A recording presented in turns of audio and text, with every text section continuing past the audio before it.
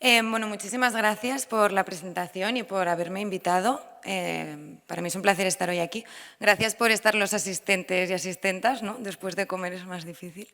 Y bueno, me presento, aunque Yolanda me ha presentado, mi nombre es Caterina Clotas, yo trabajo en la Agencia de Salud Pública de Barcelona y justamente el nombre de mi ponencia, que es Prevención Ambiental del Juego de Apuesta y sus daños asociados, he querido añadir la coletilla de propuestas para la acción porque donde yo trabajo, muchas veces lo que se nos pide desde la ciudadanía, pero también desde los decisores políticos, es qué podemos hacer para actuar, en este caso, en relación al juego de apuestas, ¿no? ¿Qué podemos hacer para prevenir estos daños que hemos estado hablando hoy durante toda la mañana y que ya han quedado muy claros?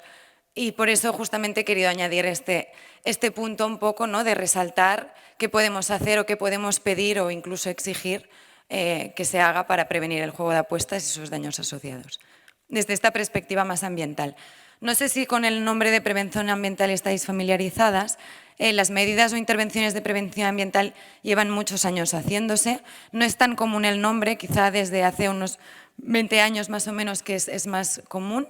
Pero básicamente son todas aquellas estrategias diseñadas para cambiar las conductas ambientales que afectan al comportamiento de las personas. ¿Esto a qué hace referencia? Justamente es a todas aquellas medidas que podemos hacer para generar y crear entornos más saludables, más promotores de salud y que no sean tan hostiles. ¿A qué nos referimos? Son aquellas políticas que pretenden reducir la disponibilidad de oportunidades para implicarse en conductas de riesgo para la salud, que reducen la visibilidad, la accesibilidad y la percepción de normalidad. A mí aquí me viene a la cabeza, por ejemplo, toda la publicidad que tenemos en el caso del consumo de alcohol, ¿no?, que vamos por la calle y tanto las sillas de los bares como los carteles, como quien patrocina las fiestas mayores, muchas veces son las alcoholeras, ¿no? Todo este entorno que al final nos promueve o nos conlleva a una actitud no saludable. Y por otro lado, ¿no?, la prevención ambiental en realidad justamente es esta que apela al proceso cognitivo más automático, digamos que requiere menos agencia individual en el sentido de que no se basa tanto en esta responsabilidad individual de la que hoy también hemos estado hablando, sino que pone el foco en el entorno. Esta prevención tiene que ser compatible, y así debe ser para que funcione, con todas las otras miradas más clásicas: prevención universal, más escolar, prevención selectiva y sobre todo la indicada. Pero es verdad que en los últimos años, a mi manera de ver, el foco también debe ser en la prevención ambiental y en quien tiene el poder para llevarla a cabo. Justamente por lo que hemos estado hablando hoy, ¿no?, para salir un poco de esta responsabilidad individual que, aunque existe, no es única y sabemos que viene condicionada por muchísimos factores más intermedios, más lejanos, pero al final estructurales, en el que la industria justamente tiene muchísimo peso y la política también para regularla. Un poco, ¿no?, para acabar de situar en esta prevención ambiental, esto es un gráfico muy básico del MCDDA, que justamente lo que muestra o lo que pretende mostrar es cómo las medidas preventivas, todas ellas, repito, necesarias, pero las que más se realizan son sobre todo de prevención universal, selectiva, y en cambio en mucha menor medida aquellas ambientales o individuales o indicadas. Perdón, individuales no, indicadas.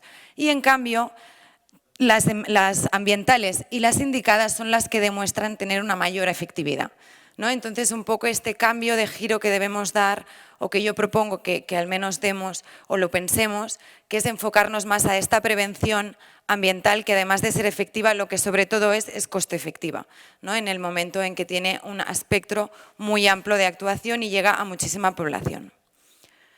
En el caso del juego de apuestas, yo me basaré en este marco que justamente hemos estado trabajando con mi equipo de la agencia. Es un marco conceptual donde al final nos basamos en el marco de desigualdades sociales de la Comisión de Desigualdades España, que se basa en el marco de la OMS, en el que justamente lo que vemos es lo que ya hemos estado hablando hoy, que los daños asociados al juego, el uso de juego y sus daños, que además sabemos que no solo son individuales, también afectan a la familia y afectan a la sociedad en su conjunto, con todos los costes sociales asociados. Estos daños vienen marcados por una serie de determinantes, algunos más proximales, como son las circunstancias materiales en las que vivimos, como son los factores sociales, como son algunos factores individuales, pero que a su vez estos vienen determinados por un contexto sociopolítico y social, socioeconómico y político, que marca también la estructura de poder de los ejes de desigualdad, el género, la edad, la etnia y religión, y justamente yo hoy, donde voy a parar mi atención,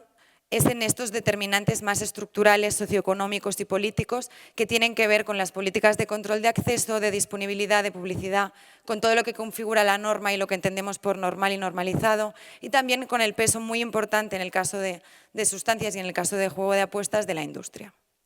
Este es un poco el marco en el que yo me voy a mover y desde ahí, aunque la clasificación ya veréis que las medidas de prevención ambiental, todas ellas, tienen muchos puntos de encuentro, porque prácticamente todas pasan por las medidas regulatorias, sí que me ha gustado esta clasificación que justamente hacía el MCDDA para situarnos en algunas actuaciones más regulatorias, económicas y físicas. Repito que todas ellas pasan por una regulación y se deben complementar con otras perspectivas, como son las preventivas a las que estamos más acostumbradas. Un poco, ¿no? Las medidas o intervenciones regulatorias a lo que hacen referencia son aquellas que promueven cambios en el entorno normativo mediante leyes, regulaciones y normas, con el fin de controlar, restringir o limitar lo que está permitido o cómo se permite. En este caso, ¿no? En el caso, aquí pueden venir muchísimas medidas, desde aquellas de, por ejemplo, de limitar el consumo de alcohol mediante la reducción de accesibilidad, o, por ejemplo, también incluso cambios regulatorios que modifiquen los entornos físicos para promover actuaciones o actividades de tiempo libre más saludable. En el caso concreto del juego, estas medidas son las que tienen mayor evidencia y mayor respaldo justamente, y yo destacaría cuatro que a mí me parece importante ver con un poco después algunos ejemplos también que tenemos en el ámbito español. Una sería regular la disponibilidad y accesibilidad de los establecimientos de juego presencial, y no solo el presencial, en realidad también del juego en línea. Otra sería aumentar la edad mínima para acceder al juego. Esto es una medida en realidad de acceso. Otra sería, que hemos hablado esta mañana, ¿no? Los programas obligatorios de autoexclusión, o promover restricciones de publicidad y promoción del juego de apuestas, que también hemos hablado. Voy a entrar en algunos ejemplos para que nos sirvan de guía también para poner a la práctica. Para mí un primer ejemplo sería el del caso de Cataluña. La comunidad autónoma ya desde el 2004 reguló por ley el número total máximo de establecimientos de juego que podía haber en la comunidad. Esto ahora nos parece quizá más común porque hay muchas autonomías que lo han intentado o lo están realizando, pero en su momento fue bastante pionero. Esto sitúa en que la Comunidad Autónoma de Barcelona ya desde 2024 tiene un máximo de establecimientos de 193, distribuidos, ¿no? Como veis, en 4 casinos, 62 salas de bingo, 127 salones de juego. Esto en parte tiene muchos impactos, pero a mí me gusta ver esta gráfica porque creo que es muy representativa. Este es un estudio que hicimos en 2017, donde utilizábamos los datos de la Ordenación General del Juego para ver justamente cuál era la densidad de estos establecimientos comparando en las diferentes comunidades autónomas de España. Y vemos que Cataluña, con muchísima diferencia, es la comunidad autónoma que tiene menor densidad de establecimientos de juego por habitante, ¿no? Comparado con otras comunidades, por ejemplo con Murcia o con Gran Canaria, es aplastante, ¿no? Tienen hasta 17 veces más densidades de salas de juego, que esto al final se traduce también en personas jugadoras. No solo el caso de Cataluña me parecía relevante, yo como administración pública que tengo ámbito de actuación en una ciudad, también quería ilustrar un poco cómo, aunque desde las ciudades, como sabemos, las competencias en mayor medida son estatales o son autonómicas en el caso del juego, desde las ciudades también tenemos un papel que podemos aprovechar. En el caso de Barcelona, lo que nos dimos cuenta, han comentado esta mañana, Tomás por la mañana, ¿no? En el caso de Barcelona nos dimos cuenta que, aunque ya teníamos un número regulado de salas de juego por la ley catalana, cuando mirábamos qué pasaba en la ciudad de Barcelona, además de que teníamos una densidad muy alta comparado con otros municipios, sí que veíamos que los centros, las salas de juego, todos los equipamientos estaban ubicados en aquellas zonas de la ciudad que por ciertos determinantes considerábamos que eran más vulnerables. Justamente los barrios más conocidos benestantes estaban protegidos por medidas territoriales que protegían el número de salas de juego, pero no así otros muchos territorios de la ciudad. Entonces nos planteamos qué podemos hacer nosotras como ciudad, aunque no tengamos la competencia de limitar el número de salones de juego. Y desde allí fue un trabajo muy interesante que realizamos justamente en colaboración con urbanismo, porque al final cuando trabajamos en salud pública tenemos que trabajar con las otras áreas implicadas, no solo desde la salud. Trabajamos con urbanismo para intentar limitar desde nuestro margen de actuación aún más los establecimientos de juego de la ciudad. En este momento nos planteamos hacer un plan especial urbanístico que básicamente, y ahora ya es más común y sabemos que se ha hecho en muchísimos territorios, es ubicar unas distancias mínimas entre los centros, los establecimientos de juego y los centros que nosotros considerábamos que eran posiblemente vulnerables. De allí lo que hicimos es paralizar un primer año toda la suspensión de nuevas licencias, que esto como municipio sí que podíamos hacerlo, y en el momento en que paralizamos, esto fue importante para que no se abrieran mientras trabajábamos en la nueva normativa, fue cuando nos pusimos a trabajar con urbanismo. Y lo que hicimos básicamente fue detectar todos los espacios que según la evidencia nos decían que eran vulnerables a sufrir mayores daños asociados al juego. Y de ahí detectamos todos los centros escolares, las universidades, pero también los centros de salud mental, los centros de atención a las drogodependencias, las oficinas del paro, porque la evidencia nos decía que estos colectivos podían ser más vulnerables al juego. De esta manera, lo que conseguimos en la ciudad es ubicar todos estos establecimientos y añadir una distancia mínima de 800 metros respecto a los centros educativos, 450 respecto a los demás equipamientos, de manera que conseguimos que en la ciudad de Barcelona, a día de hoy, una vez aprobada esta normativa, que fue en 2019, ya no se puede abrir una nueva sala de apuestas. Ya no hay espacio para que se abra una nueva sala de apuestas. De manera que lo que vamos a atender será un decrecimiento de salas. Aunque a día de hoy no tenemos una evaluación bien hecha porque estamos pendientes de los nuevos datos de la encuesta de salud de Barcelona que saldrán ahora para hacer un seguimiento del impacto de esta ley, sí que vemos, por ejemplo, en la prensa más cotidiana, ¿no? Estas son dos noticias que me parecía interesante resaltar. Una, ¿no? Que Barcelona fue la primera ciudad que se atrevió a hacer un tipo de medida que parecía que salía de sus competencias, lo que además conllevó a que ciudades vecinas como Hospitalet hicieran lo mismo, ¿no? O sea, al final poner de ejemplo y poner la evidencia significa que también pueden imitarte en el buen sentido, ya sea para protegerse, ¿no? También ellas como para tomar nuevas medidas. Y no solo esto, sino en el caso de Madrid, ¿no? Por ejemplo, que sé que ahora también han hecho muchísimo esfuerzo justamente en limitar los salones, pero esta noticia es de 2023, en el tiempo que ha durado desde que nosotros aprobamos la ley, en Barcelona no han aumentado el número de salas de apuestas, en cambio en Madrid han pasado de 378 a 428. ¿No? O sea que aunque no son datos de evaluación fidedigna, sí que ya nos intuye el posible impacto que ha tenido una normativa como esta. Bueno, otro de los puntos que quería destacar justamente de estas medidas más regulatorias es todo lo que tiene que ver con regular la publicidad y la promoción, que hoy hemos hablado muchísimo. El ejemplo nuestro pasa ahora mismo por el Real Decreto de Ley sobre comunicaciones comerciales que se aprobó en 2020. Como sabéis, esta medida yo me atrevería a decir que fue atrevida en su momento, impulsó cambios importantes y propuso cambios importantes que eran gran pendientes. Entre ellas, ¿no? Limitar la publicidad audiovisual en cierto horario, a un cierto horario, prohibir los sponsors en camisetas, etcétera. También prohibir todo lo que significan falsas percepciones de asociar el juego con una ganancia a nivel publicitario y otras que luego comentaremos, ¿no? Que sabemos que por pena, malauradamente, no sé, bueno, por pena, es que no sé cómo se dice malauradamente, bueno, da igual.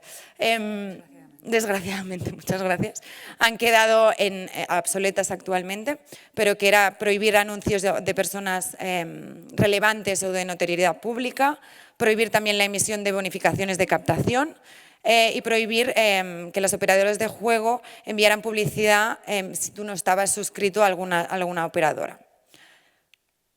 Todo esto aún es pronto quizá para saber el impacto real. Sé que hay muchas personas, algunas aquí presentes, que están haciendo estudios para evaluar cuál ha sido el impacto, pero sí que hay este primer paper que me ha parecido interesante, que realizan desde diversas universidades de España, que tenía justamente por objetivo analizar cuál era la relación entre el gasto en el marketing del juego, ya sea promociones o publicidad y también patrocinios, y el comportamiento de los usuarios de la población española, ¿no?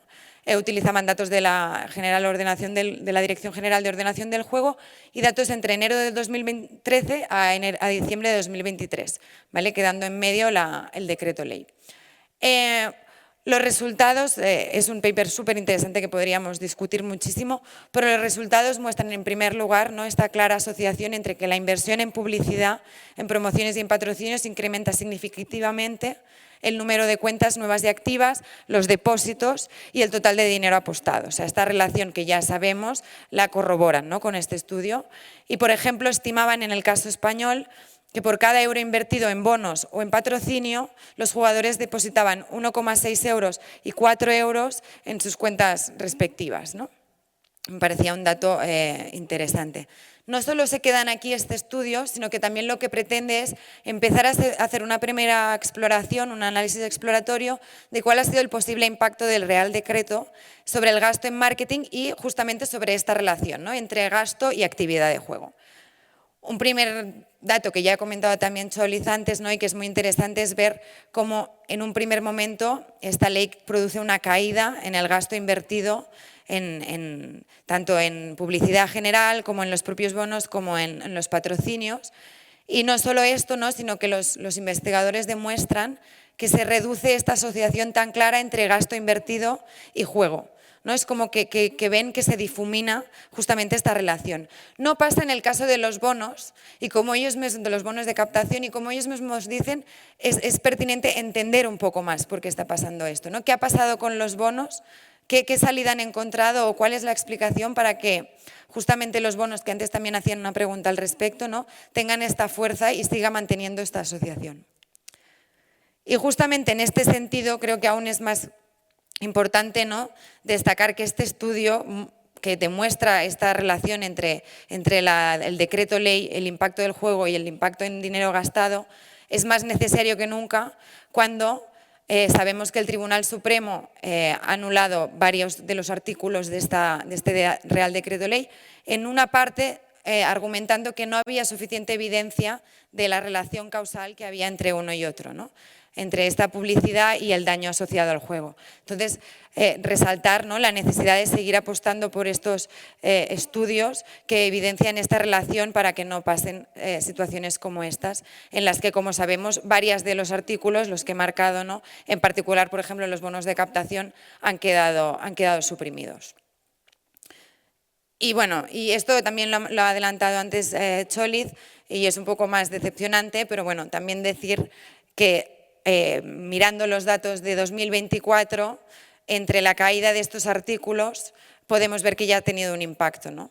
Y ya volvemos a estar al mismo gasto en marketing, en publicidad, que estábamos antes del Real Decreto actualmente, ¿no? O sea que, bueno, resaltar la importancia de este Real Decreto y de estas medidas que se han suprimido. Otras medidas o intervenciones que me parecía interesante destacar eran todas las económicas.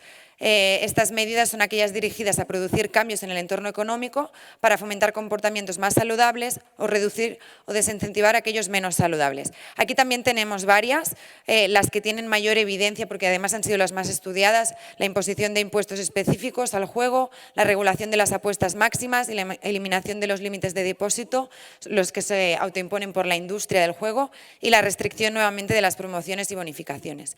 Aquí me ha costado más encontrar ejemplos de nuestro territorio, de España. Sí que he encontrado otros evaluados en el contexto europeo, algunos de ellos, ¿no? Bueno, para empezar, tenemos toda la evidencia con otras sustancias como el tabaco, el alcohol, las bebidas azucaradas a la hora de imponer impuestos, ¿no?, y cómo esto se produce en una reducción del consumo. Después tenemos ejemplos como el de Suecia o el de Noruega.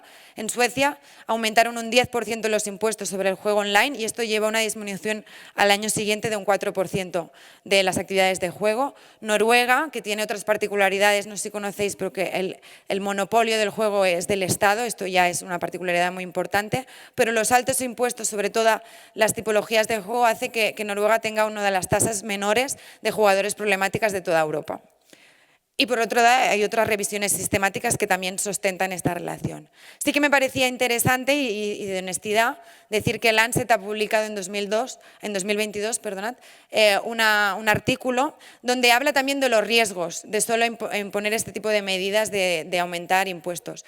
Para empezar, yo creo que esto pasa porque, como ya he intentado decir al principio y quiero dejarlo claro, las medidas de prevención ambiental son muy importantes, pero deben ir acompañadas de otras medidas, ¿no? De otros niveles preventivos. Porque es verdad que aquí lo que demostraban es que al subir los impuestos, las personas a riesgo, que son las que juegan más, también perdían más dinero. ¿De acuerdo? Esto creo que además tengo que decir, más allá de implementar otras medidas de prevención justamente para llegar a las personas a riesgo que ya sufren algún daño en juego, también evidencia la necesidad de evaluar las políticas. Evaluar las políticas para no generar efectos iatrogénicos, pero porque además cada contexto es muy particular y hay que tener esta mirada global y evaluar todo lo que hacemos porque justamente son recursos que destinamos de manera pública. Otro ejemplo que me parecía muy interesante es el del Reino Unido, que como sabéis desde hace unos años se ha puesto las pilas porque tiene una problemática de juego muy grande y se ha puesto las pilas en todo lo que tiene que ver con esta mirada de reducción con toda esta mirada de daños asociados al juego, esta mirada amplia y de movilizar también la parte más ambiental. En el caso de Reino Unido, en el 2019 se introdujo un límite máximo de apuesta en las terminales de juego de apuesta de cuotas fijas, que son parecidas a las nuestras tragaperras, pero tienen unas cuotas fijas máximas, y se pasaron de 100 libras a 2. Este cambio, que es muy relevante, lo que hizo es que al cabo de solo un año habían disminuido un 46% los ingresos de estas máquinas tragamonedas, de las FOB, en solo un año. Y esto se midió en 1,1 mil millones de libras en solo un año las pérdidas asociados a esto. Y no solo nos preocupan las pérdidas, obviamente, nos preocupa que aquí detrás hay personas no jugando y por lo tanto que jugaron menos. Justamente es la Universidad de Birmingham que hace un paso más y hace un estudio para ver cuál ha sido el impacto no solo en la industria, sino en los jugadores problemáticos y estima que el 23% de los ingresos que recibían de los ingresos de las FOB, de estas máquinas tragamonedas, provenían de jugadores con problemas, lo que representó un ahorro sustancial de 253 millones de dinero que venía proveniente de personas que juegan con problemas. Y otra medida también que me parecía, otro bloque de medidas que me parecía interesante destacar, son todos los que tienen que ver con medidas o intervenciones físicas. Estas medidas físicas están destinadas a alterar y modificar el entorno físico en el que se desarrolla la vida de las personas. Destacar aquí que estas normalmente son las que quizás requieren de menor regulación, porque se pueden hacer a más pequeña escala, pero también por ello son las que, al menos a mí me ha parecido que había menos evidencia y que se habían impulsado menos, porque muchas veces sin una regulación detrás no se realizan. Entonces, en el contexto español yo no he sido capaz de encontrar evaluaciones, experiencias evaluadas en este sentido, lo cual para mí ya es un resultado y ya significa que quizá tenemos un pendiente en este sentido. Algunas por eso de las medidas que sí que tienen mayor respaldo serían modificar el entorno físico de los establecimientos y espacios de juego presencial y del diseño físico y sensorial en los entornos digitales. Por la mañana también lo ha comentado Ibai, hay varios estudios que demuestran, hay un estudio muy interesante a nivel antropológico y cualitativo que se realiza en Las Vegas, donde observa claramente cómo la iluminación de las salas de juego, las pocas ventanas, la percepción de que no sabes qué hora es, no sabes qué día es, hace que juegues más y de manera más compulsiva, ¿no? Igual, también hemos comentado, ¿no?, toda la parte característica estructural de los propios juegos online, los sonidos, las luces, los ruidos, ¿no? Toda esta parte más estructural como también determina el tipo de juego que realizamos, ¿no? Entonces, toda esta modificación es un punto muy importante. Otro punto que me parecía interesante es todo lo que tiene que ver con la separación física de los espacios. Por ejemplo, separar las distintas formas de juego dentro de un salón de juego. Que no estén todas juntas ya puede ser una medida para reducir los daños asociados, ¿no? No solo esto, también separar, por ejemplo, los cajeros automáticos, que no se ubiquen al lado de las propias máquinas de juego. Y esto ya sí que la evidencia es aplastante, todo lo que tiene que ver con la venta de alcohol y tabaco, ¿no? Sabemos la relación que existe entre el consumo de alcohol y el juego, y en el consumo de alcohol para desinhibirse y para jugar más, y cuando más juegas también más consumes, esta relación ¿no? que se reproduce en sí. Y justamente para ello, ¿no? separar estos espacios y no al contrario, que es muchas veces lo que encontramos ahora. En la pandemia no se ponía en evidencia cómo los jóvenes iban a consumir las copas en las salas de juego, porque el horario estaban abiertas que los bares no, y no solo esto, sino porque el precio era mucho más barato, ¿no? Entonces, bueno, remarcar este tipo de intervenciones. Y ya para acabar, toda la parte que tiene que ver con la limitación de expositores y otros soportes físicos que actúan como publicidad indirecta. Aquí, por ejemplo, me refiero o me imagino todo lo que es cuando entramos en un bar y mientras pides el café detrás tienes todos los tickets de la Bonoloto, de la lotería instantánea, ¿no? que van pasando incluso los números con una pantalla. Hay pocas experiencias evaluadas porque muchas veces cuando se ha regulado esta publicidad, por ejemplo el caso de Italia, ha sido una regulación muy macro. Entonces es muy difícil saber el impacto concreto de esta política, pero no por sí no tenemos que dejar de intentar evaluarlas y llevarlas a cabo. Esto está vibrando. Bueno, y ya para ir terminando, quería terminar un poco con esta reflexión final, ¿no? Aun sabiendo, ¿no? la eficacia, la efectividad, el coste-efectividad de este tipo de políticas, este también es un gráfico del MCDDA, este hace referencia a la prevención del consumo de drogas, no de juego de apuestas, del 2018, y ya pone de manifiesto como de color rojo vemos todo lo que tiene que ver con políticas ambientales, de color azul todo lo que son programas más preventivos, cuáles son las estrategias de cada uno de los países de la Unión Europea en relación a la prevención del consumo de drogas. Y vemos que en el caso de España destinamos un porcentaje muy bajo a hacer cambios más estructurales, a cambios de políticas.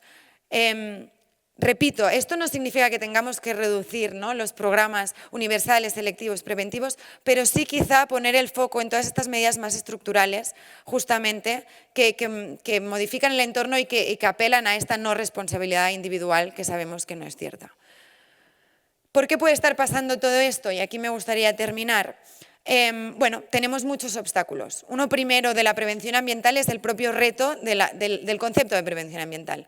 Esta prevención requiere muchas veces de leyes, requiere de un consenso muy amplio y además tiene un impacto más lejano en el tiempo. Esto hace que muchas veces quien tiene el poder político le cueste tomar estos pasos adelante, ¿no? Porque quizás es más visible hacer una gran campaña mediática que hacer un cambio, promover una nueva ley. Entonces esto es un propio reto de la prevención ambiental que lo encontramos en el consumo de drogas y lo encontramos también en juego. Pero otros, como sabemos, es la propia posición de la industria del juego, una industria muy potente y que tiene mucho margen de presión. El posible rechazo social por parte de la ciudadanía a medidas que pueden ser entendidas como más paternalistas o que coartan la libertad individual. También la fragmentación competencial entre niveles autonómicos, ¿no? entre niveles administrativos. ¿Qué hacemos desde las ciudades? ¿Qué hacemos desde las autonomías? ¿Qué se puede hacer a nivel estatal o qué se puede hacer a nivel europeo? Tenemos que coordinarnos. Y por último, yo diría también el propio juego en línea, ¿no? Que claramente es un reto por su naturaleza transfronteriza y porque además sabemos que si lo regulamos también tenemos miedo al juego ilegal. El propio juego en línea, que es a día de hoy el gran problema, yo me atrevería a decir, o uno de los grandes, es un desafío que tenemos. Pero para no terminar con una mirada negativa, sí que creo que podemos hacer cosas. Creo que podemos promover, o a mí me gustaría pensar que se puede promover un cambio de enfoque. Yo creo que esta es una manera acertada de abordar el juego de apuestas y esos daños. Esto pasa en primer lugar por hacer evaluaciones rigurosas y destinar recursos a la evaluación. Al final hay que convencer a la ciudadanía que esto es importante, hay que convencer a los técnicos que trabajamos en esto que hay que investigar más en prevención ambiental y al último término hay que convencer a los decisores políticos de que este es el camino. Pero para ello tenemos que poder demostrarlo y por lo tanto necesitamos más evaluación y más recursos para evaluar. Todo ello yo creo que pasa por adoptar una mirada de salud pública y de equidad y de determinantes sociales, que es, justamente me parece muy acertado el nombre de la jornada de hoy. no es menor el individuo, pero es muy importante entenderlo en su contexto y justamente es este viraje, quizá, ¿no? La prevención se ha enfocado durante muchos años a un cambio muy centrado en la conducta, que es importante, pero tiene que ser entendido desde este marco de determinantes sociales y cambiar la estructura para poder ver cambios reales, ¿no? Y justamente el último punto es, una vez demostrado todo este impacto, ¿no? Lo que creo que tenemos que pedir es voluntad política y coraje institucional. Y he puesto la palabra coraje porque me parece atrevido hacer medidas de prevención ambiental. En su momento lo fueron, por ejemplo, las medidas contra el tabaquismo, de regular, eran muy impopulares, tenían mucha gente en contra, desde la hostelería, la ciudadanía, la industria del tabaco, ¿no? Cuando se reguló el consumo de tabaco en los espacios cerrados, y a día de hoy nos parece una locura que se pueda fumar en interiores, ¿no? Entonces, pongo la palabra coraje un poco para animar, ¿no? A, si sabemos que funciona, que quien toma las decisiones se atreva a tomarlas, porque el impacto será positivo seguro. Y muchas gracias por vuestro tiempo.